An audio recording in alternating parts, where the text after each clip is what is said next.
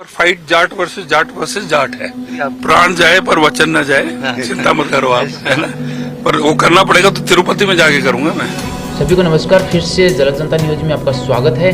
आज का हमारा वीडियो रहा है खींवसर चुनाव पर, क्योंकि इन दिनों में सबसे ज़्यादा ट्रेंडिंग में राजस्थान में अगर सबसे हॉट सीट माने, सबसे ज़्यादा हॉट सीट माने तो सिर्फ खींवसर की है। और खींवसर से एक वायरल न्यूज आई थी, आपने सुनी होगी, कि गजेंद्र सिंह खींवसर है, उन्होंने ये एक बात बोली थी कि अगर वहाँ पर अगर बीजेपी नहीं जीतती है तो वो अपनी मूंछें मंडवा लेंगे।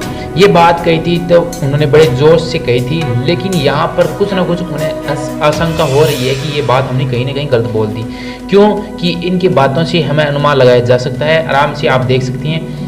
बात करें हम यहाँ पर खींवसर के चुनाव की, तो खींवसर के अंदर बीजेपी से रेवंत राम डाका है, कांग्रेस से रतन चौधरी है जो कि एक महिला है, और आरएलपी है वो कनिका बेनीवाल है।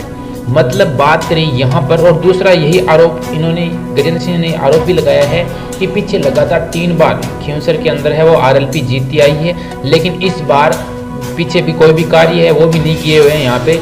तो इस बार अगर बीजेपी वहाँ पर जीतने की चांस बन रही है सबसे ज़्यादा, लेकिन हमें सभी सूत्रों के मुताबिक यहाँ पर अभी भी कोई भी अनुमान नहीं लग सकता, क्योंकि यहाँ पर टक्कर है वो कांटे की है। कांटे की किस प्रकार से है? जिस प्रकार से पिछले यहाँ पे सांसद के चुनाव हुए थे, तो वहाँ पर चूरू, जैसे चूरू है, कई जगह पर, हम एक जिले की नहीं बात करें, कई जिलों के अंदर जाट वर्सेस यहाँ पर है। और यही बात इन्होंने, गजेंद्र सिंह ने कहा है कि जाट वर्सेस जाट है। मतलब यहाँ पर तीनों जो कैंडिडेट खड़े हुए हैं वो सारे के सारे जाट हैं। जब किसी कैंडिडेट को अलग अलग, मतलब यहाँ पर ये बात कर रहे हैं कि दूसरे है कि सबसे ज़्यादा जाति पर, क्योंकि यहाँ पर जो उम्मीदवार है वो दूसरी कास्ट का अगर आएगा तो हो सकता है पार्टी के जीतने की चांस है वो कम है। इसलिए इन्होंने तीनों कैंडिडेटों ने यहाँ पे जाट किया है। सिर्फ क्वेश्चन हमारा यही है कि ये क्या भी मुझे मनवाएंगे, तो भी इन्होंने ये बात है थोड़ी सी घुमा दी। क्या घुमाई वो आप देखिए यहाँ पे।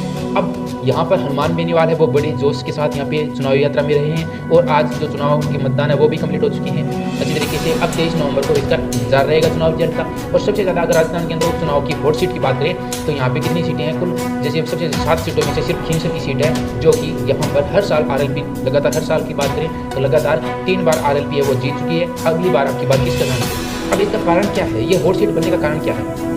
पीछे सांसद के चुनाव में कांग्रेस इंडिया गठबंधन के कारण मजबूत रही, और यहाँ पर मतलब जो जाट कैंडिडेट थे वो उनको जिताने में समर्थन रही। एक वोट सीट बनती हुई दिखाई दे रही है। 100% जीत है।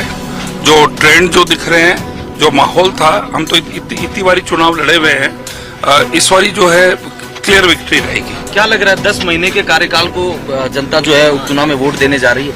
नहीं, 10 महीने के कार्यकाल तो एक इशू है। दूसरा क्या है कि एक ही परिवार को के अंदर सभी लोग खड़े होते हैं, कभी भाई, कभी खुद, कभी वाइफ। उससे क्या है कि वो पार्टी की जो है डेमोक्रेसी खत्म हो जाती है।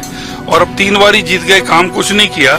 मेरे अंदाज जो है कि इस बारी तो बैकलैश है, और हमारा कैंडिडेट जो है उसके प्रति सिंपैथी भी है, सहानुभूति है, क्योंकि वो खाली 2000 वोटों से हारे वो है। और फाइट जाट वर्सेस जाट है, तो इसके अंदर कुछ ये इधर उधर वोट खिसकने प्योर पड़ेंगे, बीजेपी के जो प्योर पड़ेंगे, और जो जाट वोट है वो स्प्लिट हो रहा है कांग्रेस और बीजेपी और आरएलपी के बीच में। तो आरएलपी एक नहीं कि 100% जाट वोट लेगी, वो करीबन 30-40% से ज्यादा वोट लेगी। आपका एक बयान चर्चाओं में है, मूछे मुंडवा लेंगे और सिर मुंडवा लेंगे। ऐसा ही बयान किरोड़ीलाल मीणा ने लोकसभा चुनाव के समय दिया था कि अगर हार जाते हैं तो मैं राजनीति से इस्तीफा दे दूंगा।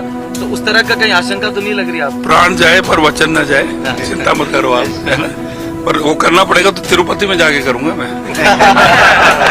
यानी कि कांग्रेस से सिर्फ उन्होंने जाट कैंडिडेट ही खड़े गए, कहीं ना कहीं लगभग जगह पर कह सकते हैं कि जाट कैंडिडेट थे, और वहाँ पर जिताने में बड़े जोश के साथ इंडिया गठबंधन का पूरा सहयोग रहा। लेकिन इस बार इन 7 उपचुनावों में अलग अलग पार्टियों ने मतलब अपनी पार्टी का दमन दिखाया, यानी कि अपनी पार्टी का अपनी पार्टी का जो है वो दिखाने का प्रयास किया। तो यहाँ पर आरएलपी से कनिका बेनीवाल, और यहाँ पर आरएलपी से कनिका बेनीवाल, हनुमान बेनीवाल यहाँ पर खड़ी हुई, और हनुमान बेनीवाल और गोविंद सिंह डोटासरा, यानी कि उनके बातों में आपस में वाद विवाद रहा है। ये भी हम कह सकते हैं कि बातों में वापस वाद विवाद बढ़ा है। लेकिन अब यहाँ पर तीनों कैंडिडेट जाट है, तो दूसरी बातों की जाति पर तो ये मतलब देख वोट नहीं देख, क्योंकि तीनों कैंडिडेट जाट है। फिर बात करें यहाँ पर अगर मजबूत सीट की, तो सबसे ज़्यादा कमी को आरएलपी का भी बता रहे हैं। लोगों में सुन रहे हैं कि आरएलपी कटा जाए। और अगर सरकार की बात करें, जैसे अगर सरकार का बीजेपी की है तो उसमें लोगों पर प्रभाव पड़े तो हो सकता है यहाँ पर बीजेपी से रेणुका का निकल जाए। और कांग्रेस से यहाँ पर रतन चौधरी है, जहाँ पर बात कर रहे हैं कि कौन सी डोडासरा है वो गुप्ता घुमाई है, तो वो अभी उन्होंने यहाँ पे गुप्ता भी घुमा दिया है। तो तीनों कैंडिडेट इस बार बड़े मतलब कह सकते टक्कर किया है, और टक्कर बहुत भयंकर टक्कर। इस बार ये टक्कर थोड़ी उतनी बहुत भयंकर टक्कर रही है। और उपचुनाव में से गजेंद्र ने ये भी कहा है कि 7 सीटों में से 5 सीट है वो आराम से जीत रहे हैं। तो देखते हैं कौन सी सीट होगा, वो तो 23 तारीख को पता चलेगा। तो वीडियो कैसा लगा जरूर बताएं कमेंट में, और वीडियो को लाइक करें, शेयर करें, चैनल को नए हैं तो चैनल को सब्सक्राइब करके जरूर जाएं और ऐसे ही वीडियो को देखते रहें। धन्यवाद।